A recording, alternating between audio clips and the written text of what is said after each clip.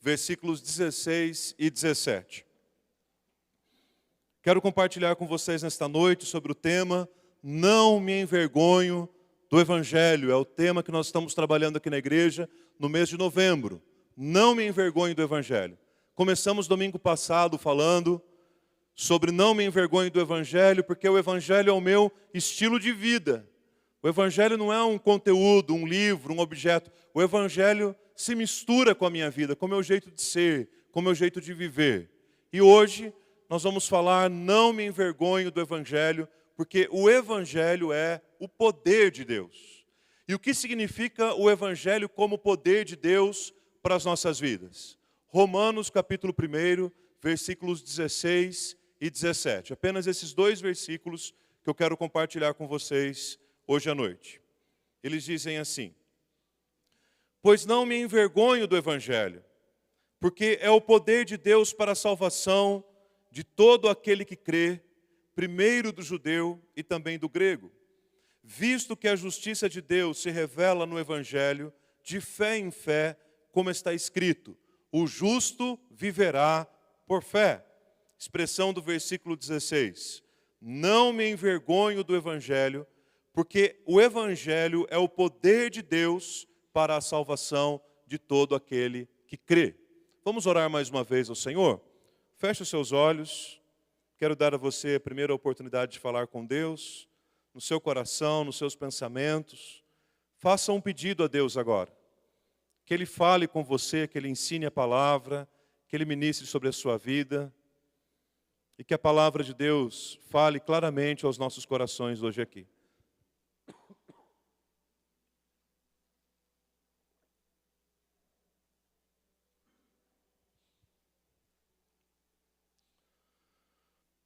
Senhor, a palavra mais importante deste culto é a Tua palavra, Deus.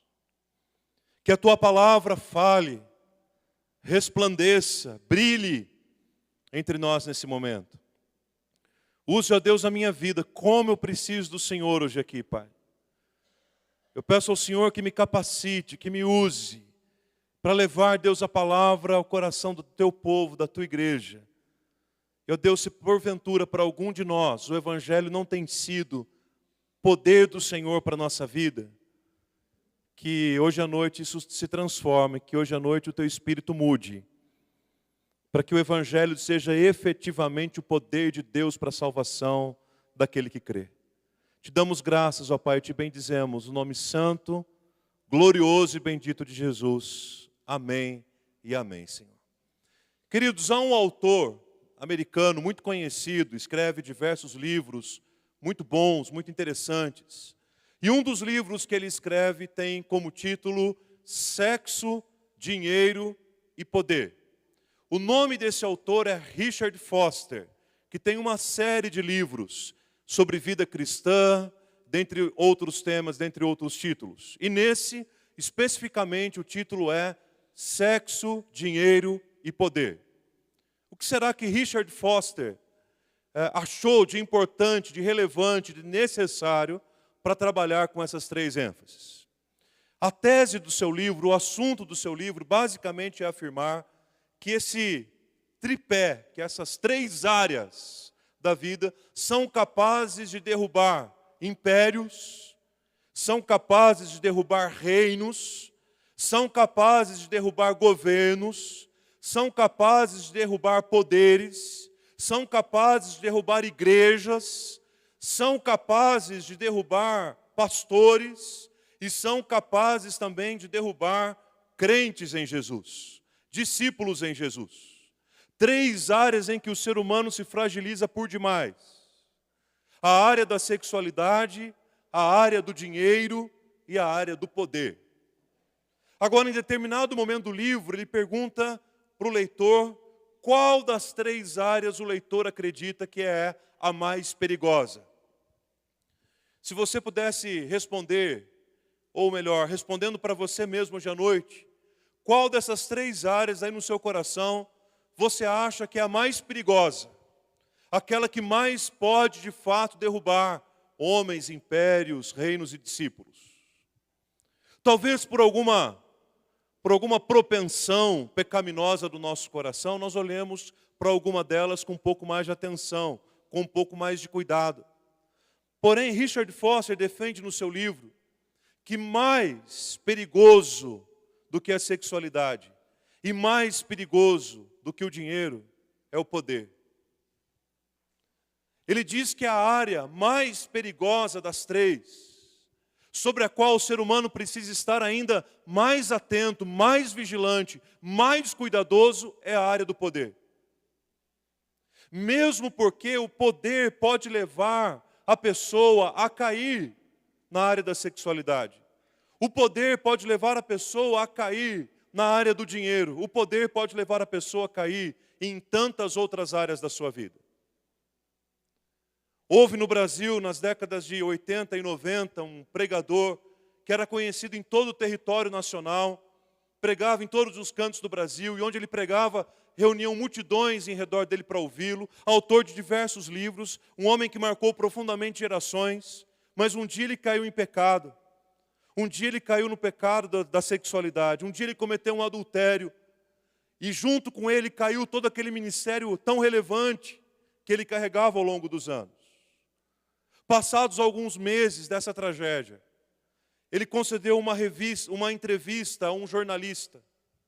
E essa entrevista foi publicada por uma revista como matéria de capa.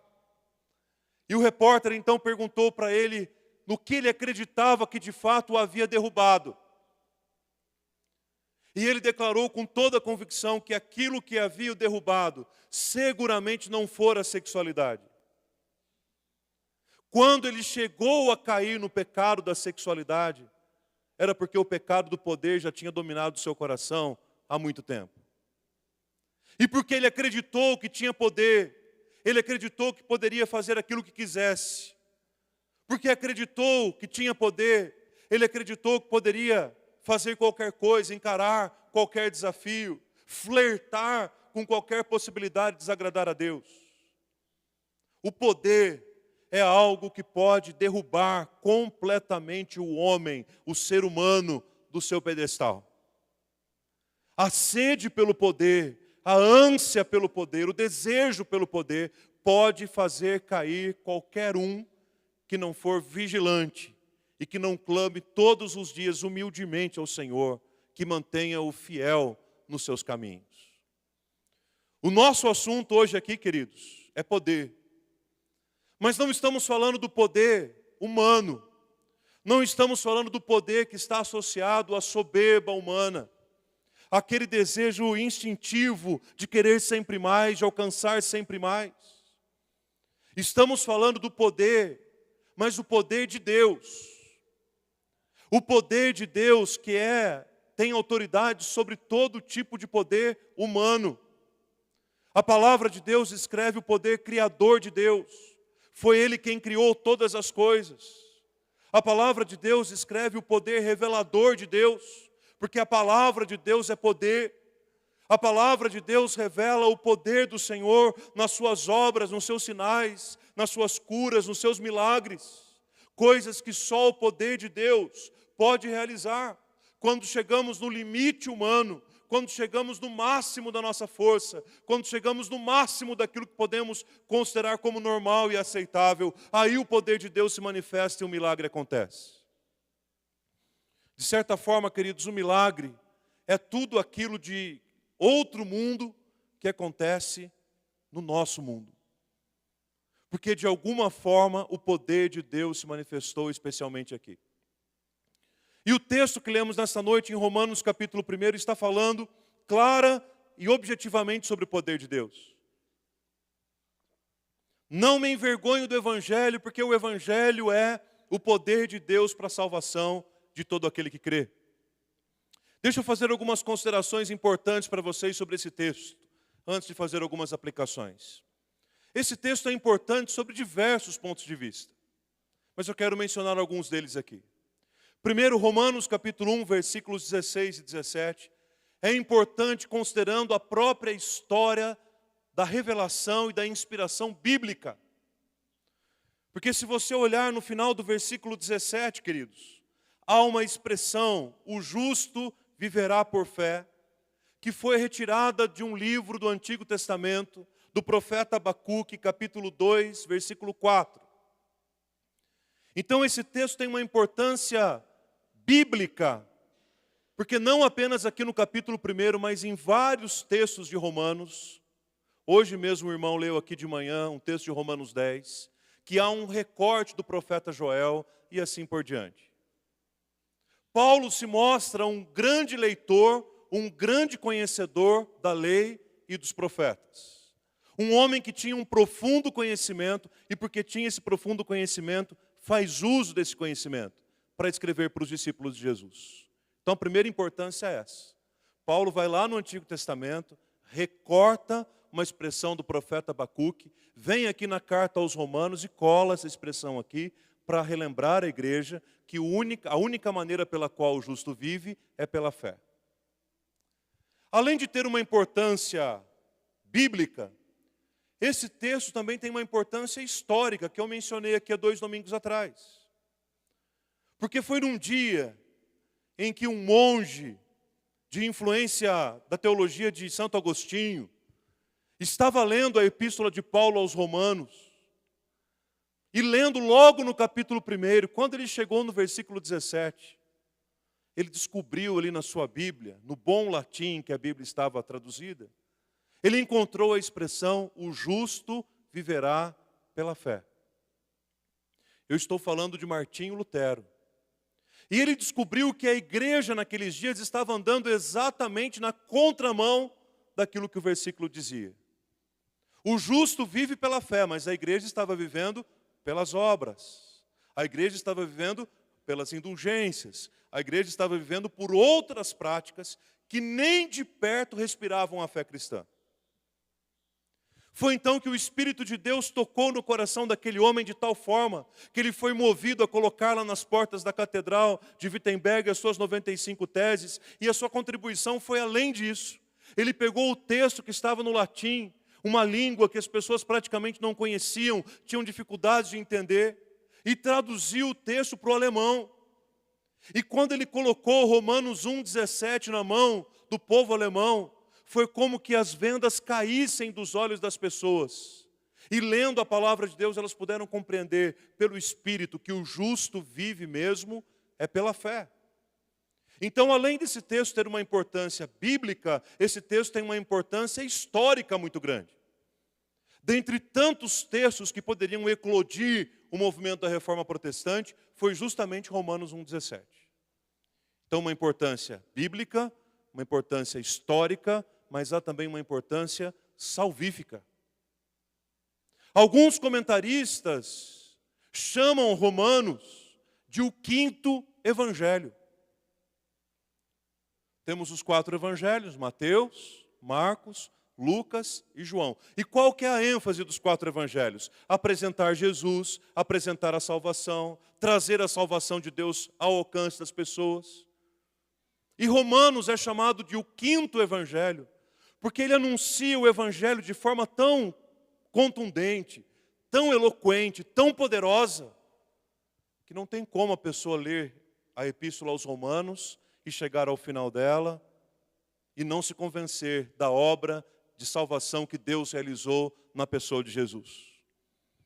É em Romanos que nós encontramos a doutrina da adoção, a doutrina da justificação, da santificação, da glorificação e tantas outras doutrinas que estão aí mencionadas. De tal forma que se nós só tivéssemos acesso ao livro de Romanos, ainda assim nós teríamos condições de pregar o Evangelho pelo resto dos nossos dias. Se nós tivéssemos apenas o livro de Romanos nas mãos para evangelizar alguém, a obra estaria completa. E um falecido pastor chamado Ari Veloso, plantador de uma igreja no Morumbi, em São Paulo, morreu pastoreando em Londrina alguns anos atrás. Depois de ter elaborado um estudo de discipulado baseado na epístola de Paulo aos Romanos, ele chegou a uma conclusão. Ele disse que todo leitor que se dispuser a ler a epístola de Paulo aos Romanos, muito mais do que com os olhos, mas com o coração, com a alma aberta, lendo de maneira reflexiva, compreendendo o que a palavra de Deus está dizendo, ele diz que é possível que o Espírito Santo realize uma obra tão tremenda no coração do leitor, que ao chegar no final da leitura da carta aos Romanos, ele possa entregar o seu coração a Jesus como seu único e suficiente Salvador, sem que haja ali um intermediário, um facilitador, um evangelista. Simplesmente por ler a palavra de Deus. E não dá para duvidar, considerando principalmente os testemunhos que nós ouvimos hoje de manhã, aqui nesse púlpito, pela boca e pelo testemunho dos Gideões. Conhecemos até a história do Martins, do José Martins e da Tânia. Não eram vocês? Ok. Então, queridos, esse texto é importante por todas essas razões. Tem uma importância bíblica, porque Paulo pega lá o Antigo Testamento para fundamentar. Tem uma importância histórica, porque a reforma protestante nasceu aqui. Mas tem uma importância também salvífica. Nós precisamos ler Romanos, estudar Romanos e recomendar aos nossos amigos que leiam também. Pregar o Evangelho de Deus fazendo uso de Romanos. Agora o versículo 16 traz duas expressões muito fortes, que eu quero falar um pouquinho com vocês sobre elas. A primeira expressão é essa expressão que aparece no negativo. Eu não me envergonho do Evangelho de Cristo. Essa expressão é envergonhar-se. Eu não tenho vergonha do Evangelho de Cristo. E numa leitura muito rápida, numa primeira leitura, numa primeira batida de olhos no texto, nós corremos o risco de acreditar que essa vergonha do Evangelho é aquele medo, aquela vergonha, aquele sentimento ruim de sair na rua carregando a nossa Bíblia e, quem sabe, ser motivo de chacota para alguém. Quem sabe, numa leitura muito rápida, esse envergonhar-se do Evangelho talvez nos leve a acreditar que isso significa quando alguém pergunta num grupo de pessoas, você é crente? E a gente tem que dizer no meio de todo mundo, e sei lá, se isso de repente para alguém pode ser motivo de vergonha. Quando lemos esse não me envergonho do Evangelho, nós somos levados rapidamente a acreditar que é esse tipo de vergonha que nós estamos falando. No entanto, lembremos de algumas coisas importantes do texto. Paulo escreve aos Romanos num contexto de profunda perseguição, onde pregar o Evangelho necessariamente era uma questão de vida ou morte. Onde pregar o Evangelho necessariamente era uma questão de sobrevivência ou não.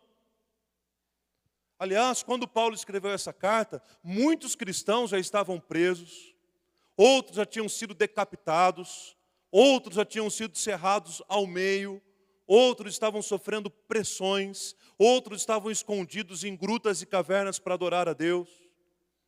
Viver o Evangelho, principalmente em Roma, naqueles dias, significava necessariamente ter a cabeça na guilhotina constantemente. Por isso, esse não me envergonho do Evangelho que Paulo usa aqui, vai muito além dessa vergonha pueril, insignificante, que nós nos referimos muitas vezes aqui no nosso contexto. Qual é a vergonha, por exemplo, em afirmar num grupo de pessoas que nós cremos em Deus? Qual é a vergonha que produz no nosso coração o fato de sairmos pela rua carregando uma Bíblia na mão? Esses exemplos se tornam praticamente inexistentes frente àquilo que os nossos irmãos estavam vivendo naquele contexto. E o que a palavra de Deus está dizendo é o seguinte, olha, independente das prisões, independente dos martírios, independente das perseguições, independente das mortes, independente das lutas, independente das trevas, independente dos açoites, independente de qualquer tipo de tribulação que venha sobre mim, eu continuarei levantando a bandeira do Evangelho. Eu não me envergonharei. Eu não deixarei o Evangelho de lado porque as pessoas acreditam diferente de mim. Então dizer hoje, eu não me envergonho do Evangelho, queridos, dentro de determinados contextos é até confortável. Porque realmente nós não temos nenhuma razão para nos envergonhar dele. Pelo contrário, temos motivos sim para nos gloriarmos no Evangelho de Cristo. E a palavra do Senhor diz que se nós temos alguma coisa em que devemos nos gloriar, nós devemos nos gloriar em conhecer o Senhor e saber que Ele é Deus. Então viva o Evangelho com coragem, viva o Evangelho com destemor, viva o Evangelho na unção de Deus, viva o Evangelho sem ter vergonha daqueles que o cercam. Porque para que eu e você pudéssemos viver o Evangelho hoje, muitas pessoas pagaram um preço altíssimo. E muitas pessoas hoje, ao redor do mundo, ainda pagam um preço altíssimo para que isso aconteça. Você jovem, adolescente, que está aí inserido nas escolas, nas mídias sociais, nas faculdades, nas universidades, no ambiente de trabalho, não tenham vergonha do Evangelho. Se na sua escola tem um grupo de evangelismo, de estudo da palavra na hora do intervalo, vai para lá, assume sua causa, assume aquilo que você acredita. E se não tem, começa você. Quem sabe o Espírito de Deus vai levantar hoje à noite aqui, jovens, adolescentes que levem para suas escolas momentos de oração, de leitura da palavra. Eu espero que isso não seja vergonha para você. Eu espero que isso não te envergonhe tanto.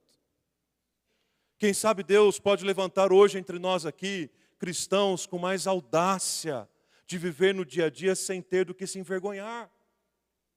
No ambiente de trabalho, na sociedade, muitas vezes dentro da nossa própria família, queridos, entre os nossos próprios familiares. Parece que o fato de sermos cristãos é algo que deveria ser preservado, é algo meio velado, é como se nós fôssemos agentes secretos, é como se nós representássemos alguma coisa negativa para a sociedade. Quem sabe nessa noite o Senhor pode romper com esse paradigma no nosso coração.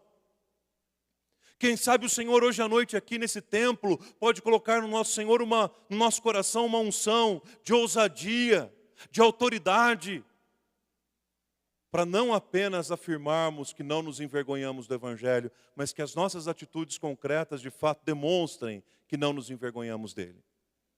Essa é a primeira expressão forte do texto.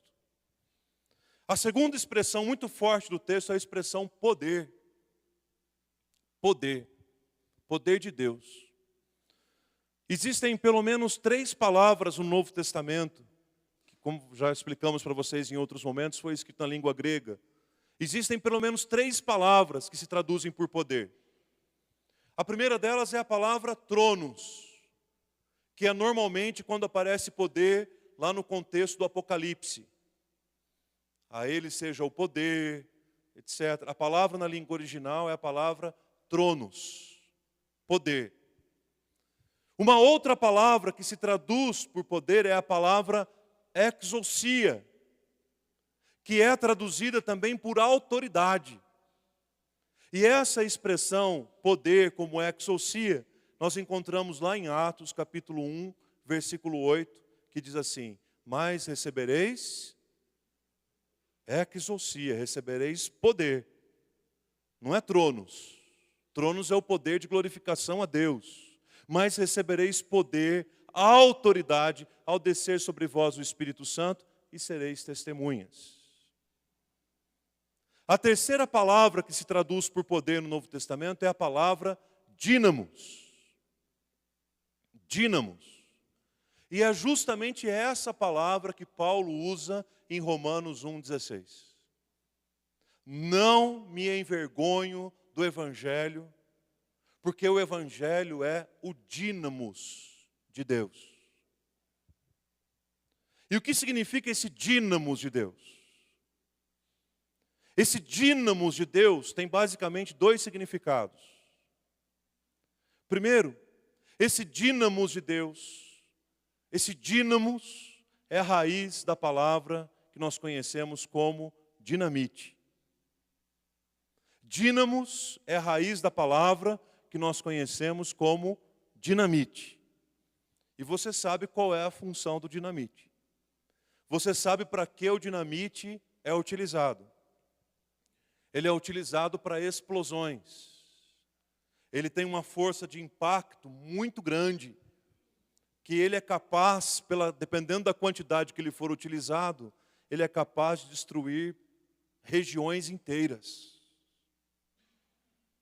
O Evangelho de Deus é o impacto O Evangelho de Deus é o poder que explode. O Evangelho de Deus é a força que vai além do que a capacidade humana pode limitar. Segundo, esse dínamo de Deus traz também a ideia no texto original de uma peça radioativa. E uma peça radioativa necessariamente contamina. Uma peça radioativa influencia a vida das pessoas que estão à sua volta.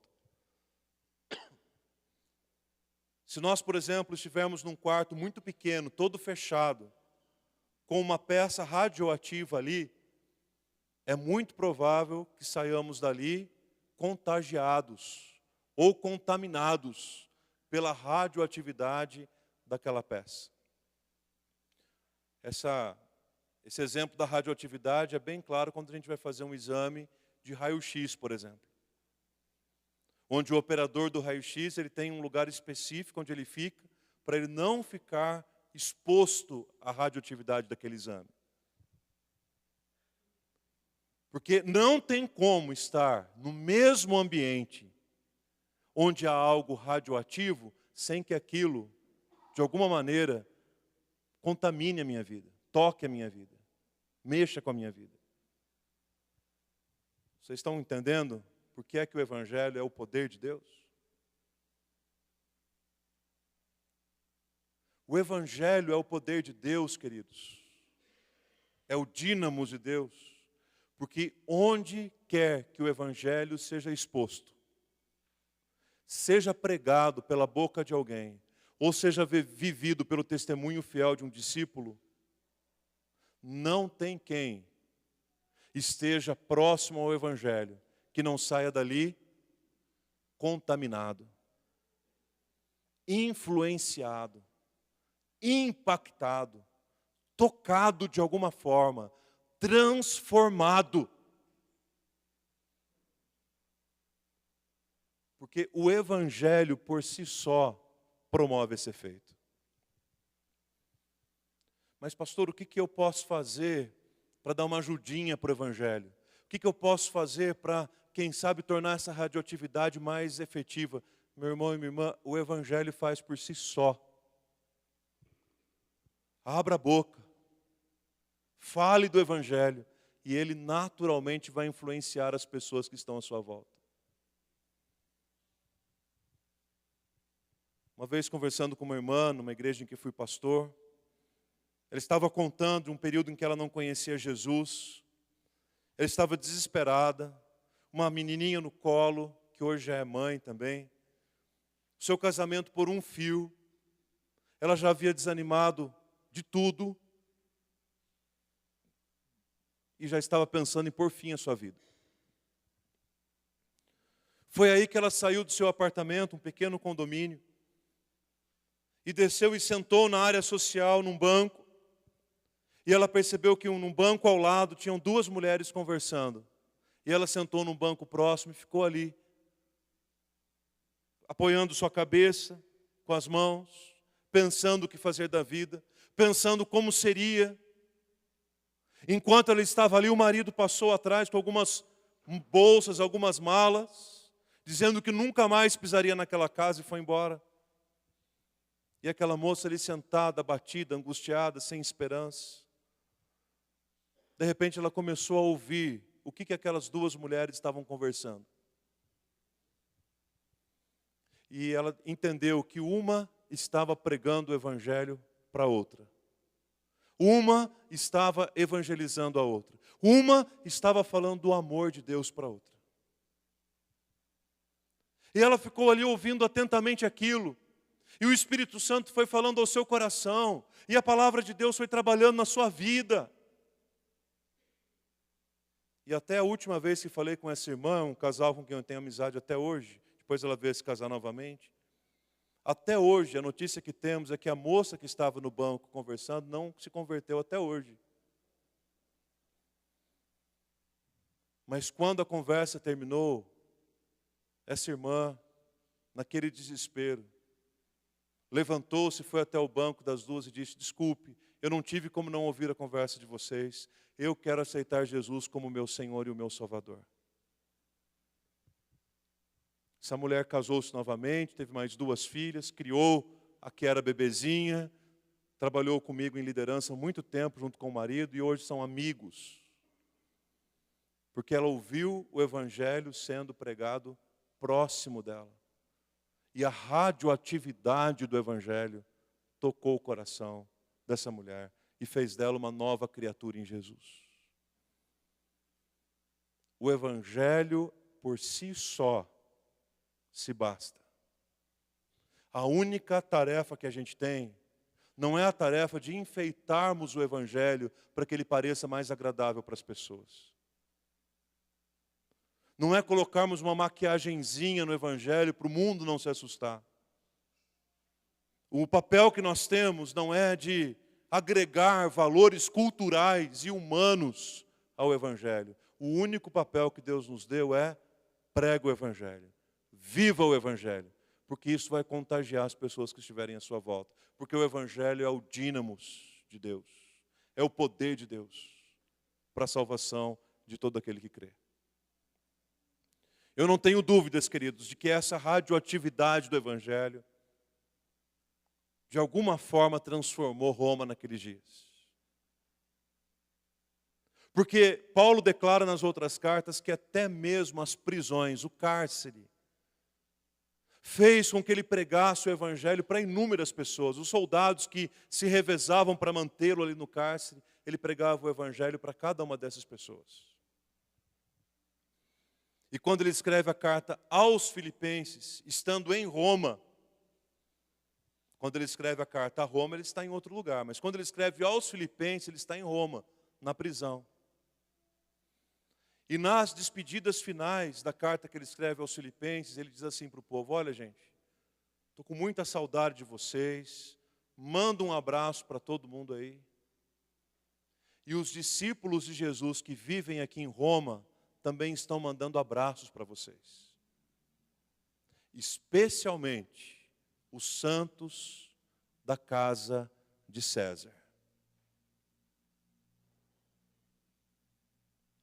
Especialmente os santos da casa de César.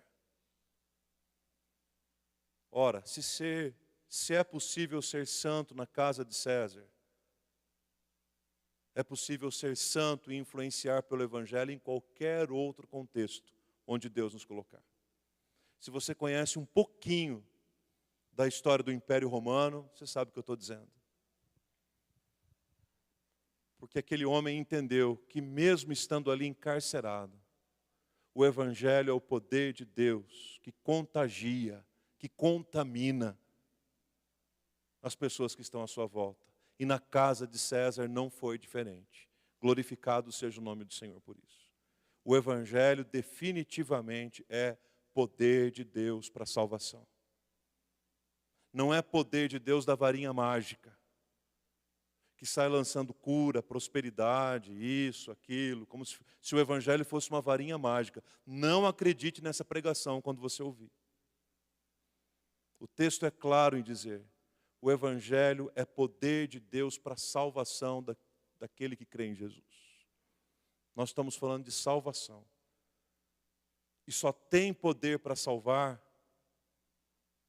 aquele que se fez pecado por nós. E a Bíblia diz que Jesus se fez pecado por nós, para que nele fôssemos feitos justiça de Deus. Bendito seja o nome do Senhor por isso. Eu quero convidar você para uma canção agora, talvez conhecida já, e mesmo por isso, eu não quero convidar você para não permitir que essa música caia no comum, mas que nesta noite ela te faça lembrar daquilo que é o essencial. O Evangelho de Deus é poder, é dínamos, contamina, contagia, envolve, toca vidas. O Evangelho de Deus é o poder para salvar aquele que crê. E se hoje à noite aqui você veio à casa de Deus, tendo a plena consciência de que esse poder da salvação já te alcançou, Que maravilha! Jesus tem poder sim para salvar. Mas é possível que nesta noite tenham vindo pessoas também para a igreja, ou quem sabe que estão nos assistindo aí em casa, em tantos lugares diferentes, que até já ouviram falar desse poder salvador, mas ainda não experimentaram no seu próprio coração. Não deixe para amanhã. Permita que a radioatividade do Evangelho contagie a sua vida e o seu coração nessa noite também, porque Cristo tem poder para salvar. Vamos nos colocar em pé mais uma vez e vamos fazer